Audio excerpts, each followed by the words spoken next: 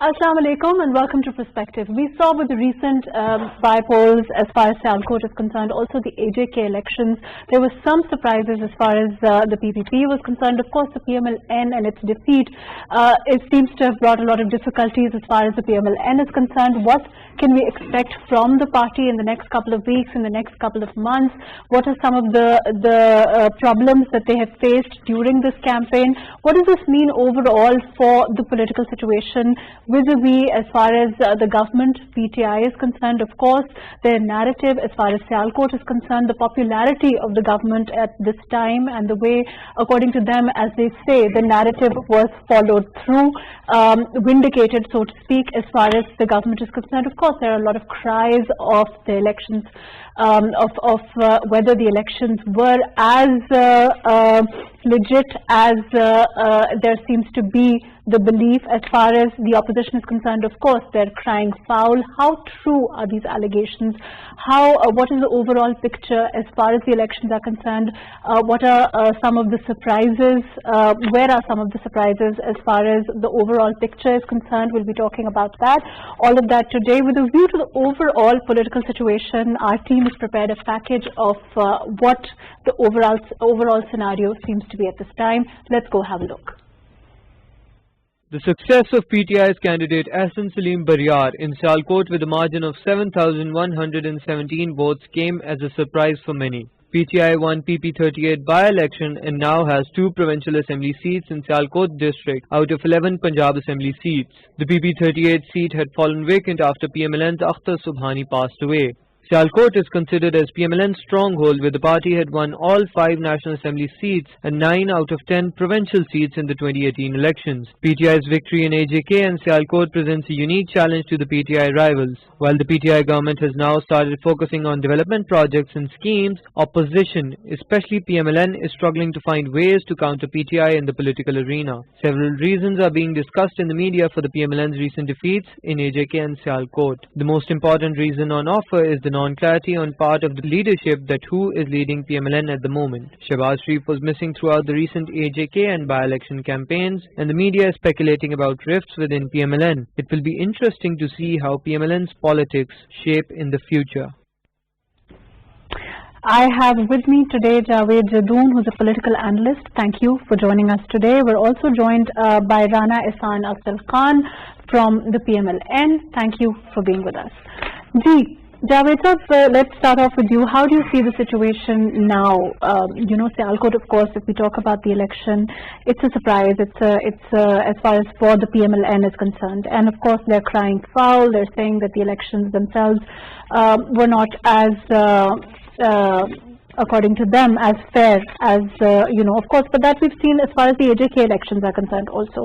Do you think that there's this is just run-of-the-mill, this is the normal, this is what always happens, or do you think that there's something to this kind of narrative that is being now put forward?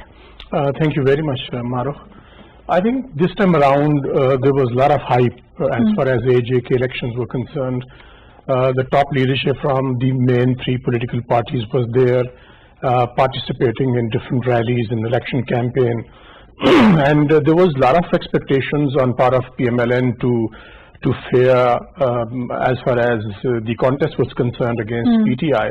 And most of the observers believed that it would be a very tough competition between PMLN and PTI, while on the contrary, at the end of the day, PMLN was decimated in AJK elections, and the second largest party, PPP, emerged.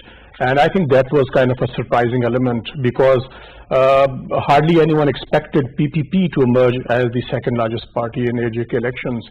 And as far as PTI is concerned, I believe every political party who heads the government in Islamabad does have the advantage, and that advantage was on side of the PTI as far as AJK elections were concerned. But unfortunately, I think because of the clash of narratives within PMLN, on one hand, I think everybody knows that there's a kind of a division within PMLN which really worked against it in AJK elections and in Sialkot as well. In the AJK elections, but overall, when we talk about the party position, of course, like you said, as far as the AJK elections are concerned, there was the general expectation that the party in power would get the most seats. But, as far as the number of seats are concerned, when we look at the PPP, we look at the PMLN, we look at the PTI, that has come as a surprise. And of course, the PMLN is also talking about the rallies, the political rallies which Maryam Nawaz addressed, and the sheer number of people there. So they're using all of this as evidence of there being foul play. Mahrukh, I believe that the rallies are never indicative of the voters' turnout, because it is all about how many people come out and vote on that particular day. Maybe a lot of people come to rallies, they would like to listen to what is being said as far as the top leadership was concerned, because Maryam Nawaz definitely does attract a crowd. She's a crowd puller, but it really can't be translated into votes when there's a clash of ideas within the party, there's a clash of narrative within the party, because everybody knows in Pakistan that there's definitely a grouping within PMLN, and that grouping is probably pulling it in different directions. Okay, let's talk about that. I'm going to come back to I think even we saw it very clearly in Sialkot as well. I think I'm going to go to Rana Saab with this. Rana Saab, the clash of narratives, which is what Javed Jadoon Saab is saying, do you think that that's responsible for the kind of results that we've seen as far as the PMLN is concerned? Do you think that overall there is a division? Of course, there have been vehement denials from the PMLN itself, but the picture overall, things don't seem to be looking that good as far as the PMLN is concerned. Firstly, I think things are not that bad either, because the AJK election has followed 100% trend, the historical trend, which has been that whichever government is in the federal, Gilgit-Baltistan and for Kashmir, the federal government party forms the government over there. So yes, we were quite hopeful, and we had an excellent campaign. We were quite satisfied with how the Were you campaign hoping went. for 6 seats there? No, now that is what I am coming to. Now we were the second most popular party according to this election, according to this selection rather. So, PTI secured 600,000 votes and we secured 500,000 votes. In People's Party was at number 3 with the popular votes, and they secured 3.5 lakh votes. So, this would have been a concern if our votes were less than People's Party. And the other thing is that if you join the votes of PMLN and People's Party, then I think we're at 60% votes were taken by the opposition and 40 were taken by the government. So that means, even the seats that we were not able to get more seats, that's a fact, and no one can deny it, but they were very close. It was a very close competition on those seats that PTI won. And we believe that it was a selection because, pre-poll rigging started, it had already started by, making our party members, some of our party members leave and they joined PTI, and then, there was this story of a senior officer being replaced on, who was, managing the election. So there was a lot happening. And even on the election day, we had complaints, and then you saw what the level of the campaign was like. Do you think that it is the narrative that is being put forward? Now coming to the narrative, yes. Now the narrative. Let me clarify what I want to ask you.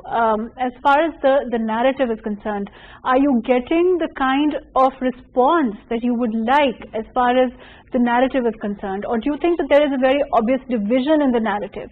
Because we saw Shehbaz Sharif Saab missing from the campaign. It was noticeable, it was remarked upon, and Maryam Nawaz leading it. Do you think that there is that is the reason why you haven't been able to get the kind of results that perhaps the PMLN should have been? No, I think again the most important factor is that historically whichever government is in power in the federal makes government in Kashmir and Gilgit-Baltistan. But about the narrative is quite simple. When we talk that institutes which have nothing to do with politics should not be interfering in that arena, That narrative is the narrative of Pakistan. It's the narrative of the constitution when we say that judiciary should be independent, media should be independent, and there should be no background maneuvering. That is the narrative of Pakistani people, and Shahbaz Sharif and Maryam Nawaz stand by it. Now, how when you talk about the sanctity of the vote, when you say vote ko izzat do, when you say that of course the elections should be free and fair, all of that, you know, as far as the sanctity of the vote is concerned, the PPP seems to have gotten more sanctity of the vote rather than the PMLN in the AJK. Sanctity of the vote, how so? People's Party has, you know, they're less in popular votes, they've gotten more seats, yes. But we believe that this was also a selection, and you know, there was a lot of maneuvering which happened, and that is our stance. And okay, now so I want to come the, back. I want to now move on to what kind of plan the PMLN now has to deal with this, according to you, you know, this kind of grand. This kind of grand plan against the PMLN, and the way that, you know, you're saying again that it was selected, this was something that was, you know, was expected because there are other forces at play, all of that narrative. Obviously, firstly, you know, the media is narrating that there is a division amongst, you know, our leadership.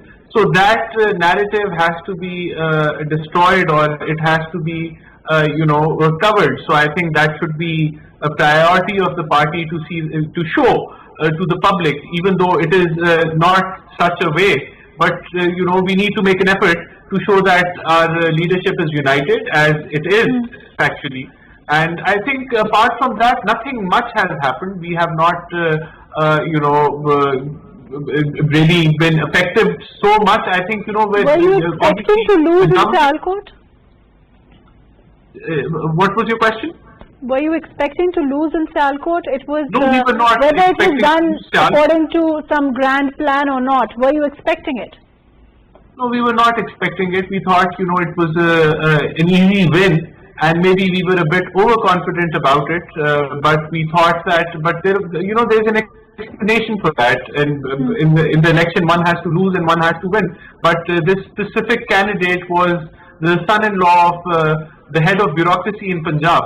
So, you know, our reports are that in every union council, there was some sort of development work which was announced, and, you know, there was, you know, material had even been dumped. So, you know, they had the support of the government, and they had all that, but we were not expecting that this launch. And it was a close contest, but does it set the trend that, you know, PTI all of a sudden has become popular? I don't agree with that. I think the problems are still there. Inflation is still there. The middle class is being squeezed. I don't think that we're, you know, heading towards such a great economic recovery as we should be. Rana Sahab, if the problems are still there, you know, and we're now looking at 2 years to the general elections, if things remain the same, you know, according to you, the problems remain. According to you, the popularity of the government of the day doesn't increase, which is what you are saying, but you continue to lose. What does the PMLN propose to do about it? It's just 2 years left for the general election. I think the fact that we secured 500,000 votes in the AJK election shows that we're quite popular over there, even after rigging. So you'll be happy to be popular but lose the general election? No, no. That is not going to happen in the general election, because, you know, that everyone has a fair ground. But right now, when the government contests, the people of AJK know that, you know, it is only the PTI which can give them the development funds, and which you can, don't expect there to be son-in-laws in the general election, I think. I'll come back to you. I'm going to go to Javed Jadoon Saab. Ji, Javed Saab, what do you feel? You think that overall, what is the reason why the results are the way they are? Mahrukh, I think we need to understand the reasons and the causes of PMLN's dismal performance in 2 elections. I think they need to look inward for the causes. Until and unless there is a debate within the party why they are performing so bad in elections in AJK and Sialkot as well. Because if they keep on sort of resisting the idea of debate within the party, they are going to have a very tough time in 2023 general elections, because parties do evolve and they make mistakes and they make good decisions and the bad decisions as well. Why can't they understand that two groupings within the party? Look at what has happened in the aftermath of AJK elections. Shahbaz Sharif kept mum. He was completely silent, no reaction from him. And even some media reports were circulating, though unverified, that he is probably thinking of resigning from the presidentship as well. And secondly, I think always talking about hidden hands and always talking about selection is not going to do any justice to the party. You need to understand that political dynamics keep on changing. They do not remain constant in any political system. Look at the performance of PPP. They would say that maybe even they were selected. And on one hand, Rana Sahab is talking about 60% votes being cast in favor of opposition parties. On the contrary, they were contesting against each other.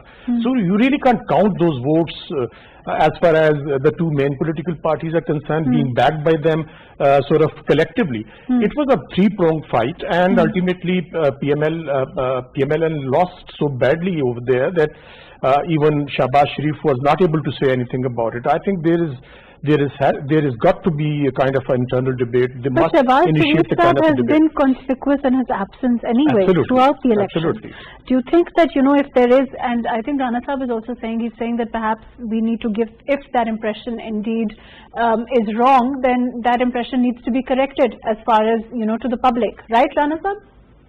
Yes, that's what I said. I mean, because obviously this is being discussed in the media, and this is common talk by PTI members and other political parties as well. So I think we need to put up an effort to let the public know that the leadership of PMLN is united.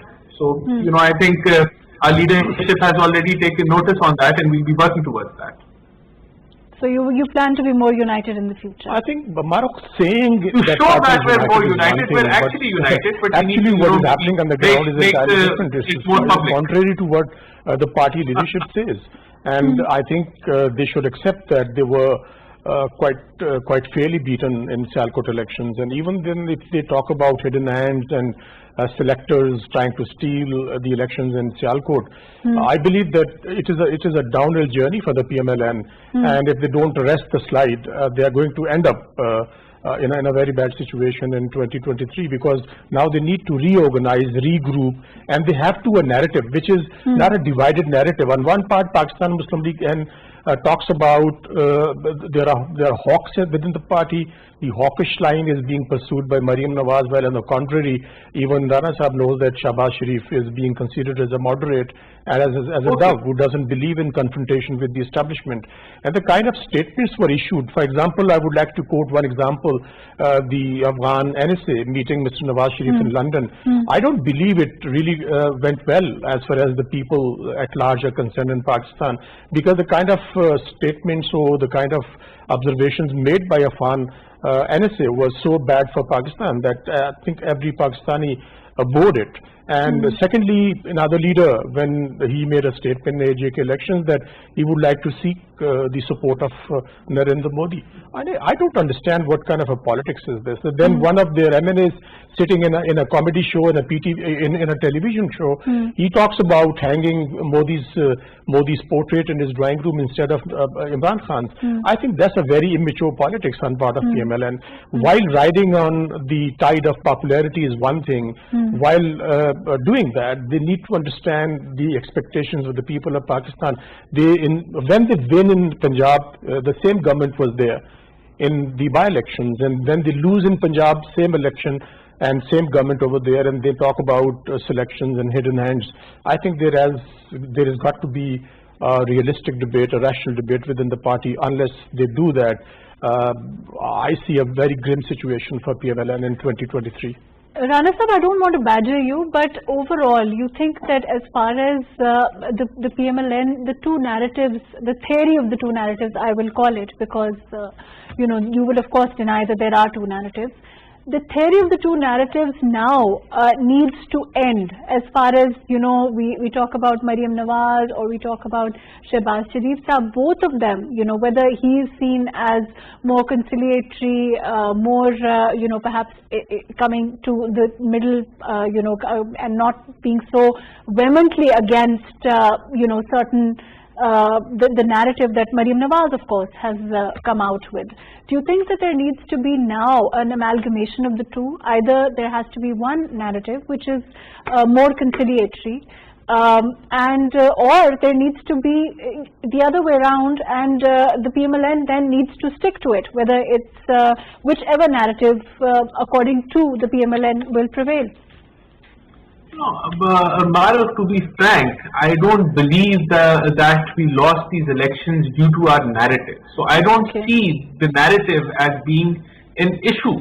You know, it is, you cannot make it, I don't think that you can make a trend out of this, that, you know, somehow, because, if, you know, PTI won in AJK and they won the Sialkot seat, that all of a sudden they've become popular. I don't buy that. Why? Because, you know, why do you think they won? Why do you think they won? According to you, let's talk about that. Okay, number one, AJK, it is 100% compliance of the historical trend. Sialkot, yes, we thought we would win that election, but it was very close. They won, you know, and we lost. But does that mean that they are popular all of a sudden? No, I don't think you can, you know, generalize that for all of Pakistan. Because, you know, why am I saying that? Because as of yet, people are miserable. Nothing has improved in their lives. The common man cannot make a budget for his family as of yet. You know, it's been 3 years. None of the promises made in the election have, you know, even are nearing to fulfillment. Some of them have not even yet started. So what has PTI delivered to the people of Pakistan? Have they made a legacy? No, they have not. So I don't believe and I don't buy that, you know, we have to change. Our narrative is fine. It's perfectly all right. But the issue is that, you know, yes, there are two levels of intensity. One is aggressive and the other is, you know, more compliant. So both want, but both of them want that, you know, there should not be interference in politics. And at the end of the day, there is going to be a debate, but we believe that our narrative, it is our narrative, the people of Pakistan are standing by it. And, you know, if there are more by-elections, I'm sure we will be able to recover from that. So that is what, you know, my take is. And yes, I agree that person from AJK, that candidate, I could understand his statement. And, you know, the party has given him a show cause notice. And obviously, you know, if I was given the choice, I would not be hanging Modi's picture in my, you know, so that's an individual comment which should not be generalized for the whole party. And for meeting about the KSA, I believe that, you know, it is more about two countries. And, you know, if one person is a designated, you know, as a minister and is assigned the task to represent his country, I blown it out of proportion that, you know, that thing in Pakistan in that meeting and this propaganda is quite negative. It should not be happening in a mature society, in a mature country where people are mature. This should not be the discussion, because, you know, Ashraf Ghani, Hamid Karzai, they've said multiple things about Pakistan which no Pakistani would like. And, you know, yet the conversation and the meetings continue because the relationship between the countries and not the people. Right, okay. Let me come back to you. Javed sir, overall, what Rana Saab is saying as far as inflation, as far as price hike is concerned, are also facts at this time that, of course, you know, even the government acknowledges. In spite of all of that, we have these election results. Why do you think so? Mahrukh, PTI is not winning elections on the basis of their sterling performance in different walks of life. I think they are performing good because of the disastrous politics on part of PMLN and PTI and People's Party. Okay. Because what they're doing is kind of self-inflicting wounds. he is not agreeing to the notion that there are two narratives. There's not one narrative. What kind of a narrative is he talking about? The narrative of confrontation with the establishment, or the narrative of reconciliation with the establishment? When you talk about the narrative of confrontation, I think this hasn't produced the kind of results they would like to have. On the contrary, Shahbaz Sharif and his group or his followers believe that hawkish policies haven't worked as far as PMLN's revival is concerned in order to get back to the corridors of power. And probably the group led by Miss Maryam Nawaz does not believe in that. She believes that the rhetoric, the kind of a rhetoric she is giving to the people, to the voters, is probably finding more traction with them.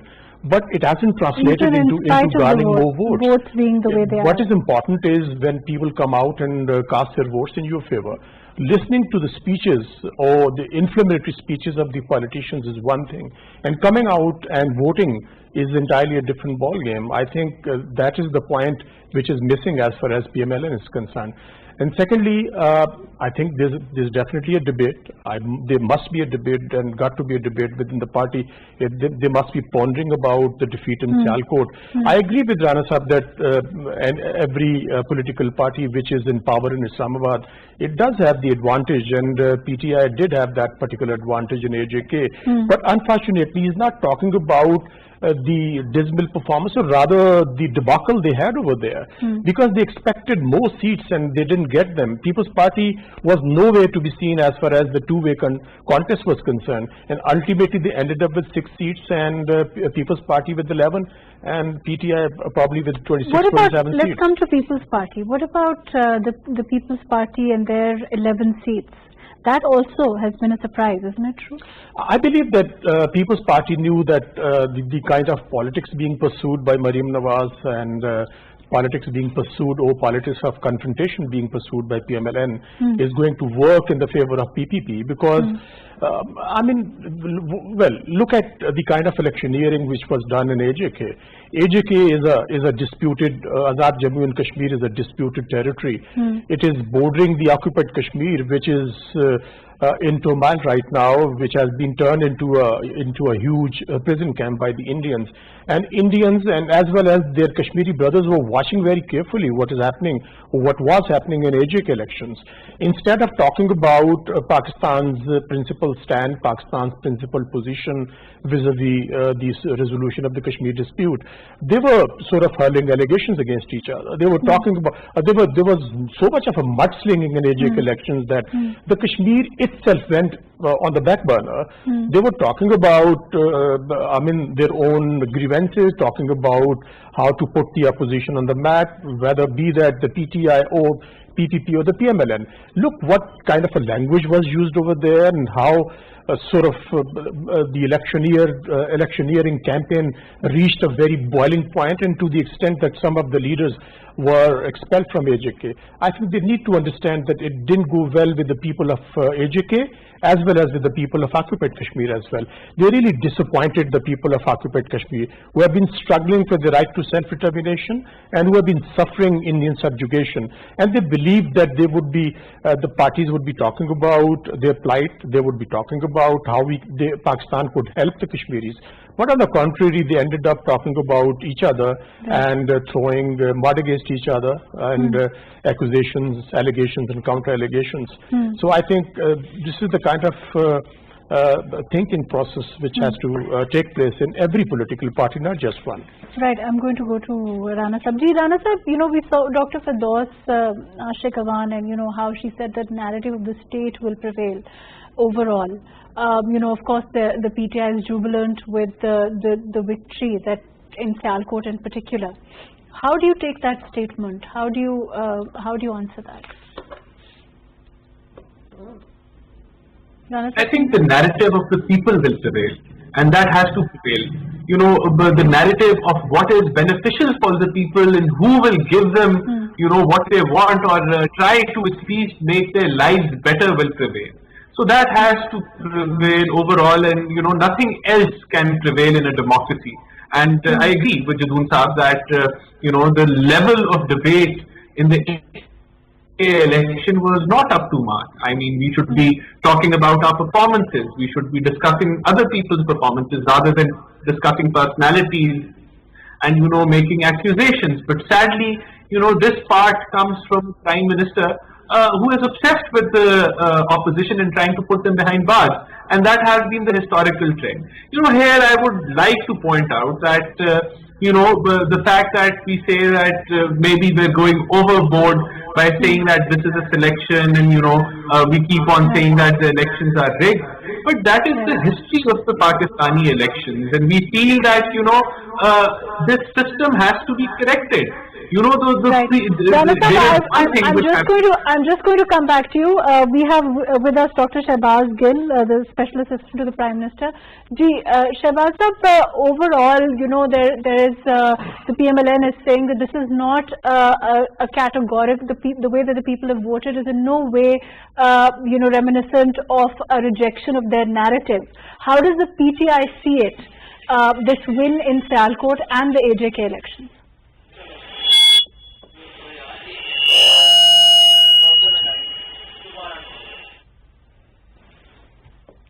Can you hear me?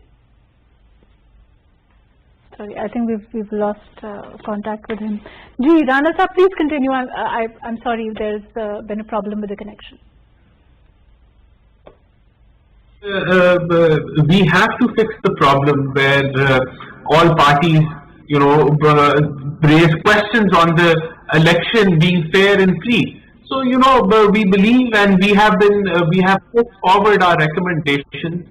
We have put forward we have given the government the way forward, that we believe that the ECP should be involved in this exercise, and we should brainstorm with the ECP, all the democratic parties, and then a draft should be sent to the, whatever conclusion comes out of that discussion should be sent to the Parliament for legislation. So that is the way forward, and we believe that this should be followed. Are you willing to do your part as far as the electoral reform is concerned? Because of course, vote ko izzat do and the sanctity of the vote, all of that are recurring themes as far as the PMLN is concerned. Those are very important to you, as they should be. But are you willing to do your part as far as the electoral reform is concerned? Of course, the opposition is always ready, and even in this, in the Parliament with this committee, we had given our recommendations, which were just set aside by the PTI government, which plans to just bulldoze its own agenda. And when you're talking about electoral reforms, these are not reforms like any other. For these type of reforms, it is quite necessary. It is vital that all the parties, be it in the Parliament or outside the Parliament, be on one page on it. So you cannot push forward your own agenda, and that is what the reason why these talks have not been successful yet, or we have been unable as a country to move forward with electoral reforms, at least these days. No, but as far as the Prime Minister is concerned, he's been very, he on the floor of the House, he's invited the opposition, he said that the opposition must play its part because it is, and of course the PMLN is extremely important because the PMLN is the political party that cries about the votes being rigged most. Javed Sahab, do you think that kind of role that is needed at this time from the opposition and the government, do you think that we can expect that, after this win from the government? Do you think there can be that kind of conciliatory, I would say, more, style of politics where there can be, joint work on certain areas, regardless of political differences, which is something we've been talking about now and again? Absolutely. Mahrukh, I think people of Pakistan deserve a mature political leadership. Why they are not giving importance? When they talk about giving respect to the vote, why can't they talk about giving respect to the Parliament? Parliament is the platform where you need to discuss and debate every and each important issue which is being faced by the people of Pakistan, be that constitutional or otherwise, be that economic issue, foreign policy challenges, or the reforms in the governance or reforms in the electoral system as well. Talking about agreeing to sit with the government is one thing, while on the contrary, sitting with the government with open mind and discussing the issues and fixing the problems is something else, because government says that they are definitely inviting the opposition parties to sit with them and talk about the reforms where they can reach a consensus or an agreement. Because all we've seen for maybe 3 years now is this whole pass the buck as far as the government and the opposition is concerned, and particularly the PMLN also, where the PMLN says that, you know, well, we want to do what we can, but the government isn't serious, and the government says the opposition isn't serious on any of the major issues. There hasn't been any you know, work or any movement as far as reform is concerned, because, you know, the government maintains, the opposition doesn't want to do it, the opposition maintains, talks about the sincerity of the government. So there is that stalemate. You are right, Mahrukh, because time is really running out. 2 years is not a very sufficient time to introduce electoral reforms and governance reforms, because government believes that opposition is rigid. They are not coming forward to sit with them. For example, government floated the idea of introducing biometrics in the electoral process, and opposition outrightly rejected the proposal. If you reject one proposal, then you need to give the alternative proposal as well. There was no alternative proposal as far as PMLN was concerned. You talk about transparency in the election, and then you don't give any suggestions. You don't give your ideas how it can be done, how it can be achieved. Because if you reject one proposal, then you must have the alternative system where you can find a common ground as far as government or opposition is concerned. Now, as you rightly pointed out, that 2 years, when you reach that point and 2023 comes, elections would be held, and once again, I think one or more political parties would reject the outcome of the elections, and then the same old situation, instability, confrontation, agitation will continue to sort of haunt Pakistan or Pakistani people, because people of Pakistan, why they are suffering. My sort of concern is that every political party talks about representing the interests of the people of Pakistan, while at the end of the day, the people are the sufferers. Nobody talks about their plight, and nobody talks about the economic conditions in Pakistan. Nobody talks about the 60% population, which is a young population, how you can provide them jobs and security and a better future for the young people in Pakistan. So clash of ideas is one thing, but unfortunately, Mahrukh, every political party is bereft of ideological politics. They don't believe in ideology anymore. They believe in the politics of power, be that PTI, PPP or PMLN. They would like to come into power by hook or by crook. When they come into power, they forget their manifestos, they forget their commitments and their promises made with the people of Pakistan. And this is the most unfortunate history we have been witnessing. But as far as the PMLN is concerned, you know, according to Maryam Nawaz, this is her politics of ideology when she talks about, you know, the sanctity of the vote, when she talks about the fact that there should be, you know, that she challenges the powers that be, all of that. How do you take that? Mahrukh, politics of ideology is something which is very comprehensive. You have to have a complete system of governance as far as the people are concerned. You need to have economic policies, you need to have foreign policy, you need to have governance policy, you need to have constitutional policy. That is the ideology. Ideology means you are either on the left side or the right side, or you are in the middle of the road. What kind of policies you are going to introduce for the business class, for the industrialists, for the working class, for the laborers, and for the agriculturalists?